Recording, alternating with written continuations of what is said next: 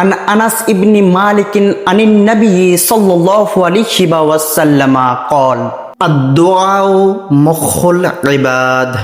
হযরত আনাস ইবনি মালিক রাদিয়াল্লাহু তাআলা আনহু হইতে বর্ণিত কে রাসূলে কায়নাত সাল্লাল্লাহু তাআলা আলাইহি ওয়াসাল্লাম বলেছেন, দোয়া হচ্ছে ইবাদতের মগজ, ইবাদতের মূল। সুপ্রিয় সুধী, আমরা সকলেই অবগত আছি এই যে মাস চলছে, এই মাসের নাম হচ্ছে মাহে রমজানুল মুবারক। এই মাস হচ্ছে রহমতপূর্ণ মাস, এই মাস হচ্ছে বরকতপূর্ণ মাস, এই মাস হচ্ছে মাগফিরাত অর্থাৎ গুনাহ মাফের মাস।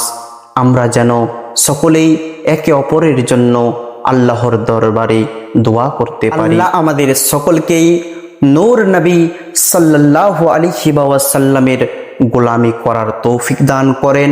আমরা যেন সকলেই সঠিক পথে চলি, আল্লাহ আমাদের সেই হেদায়েত দান করেন।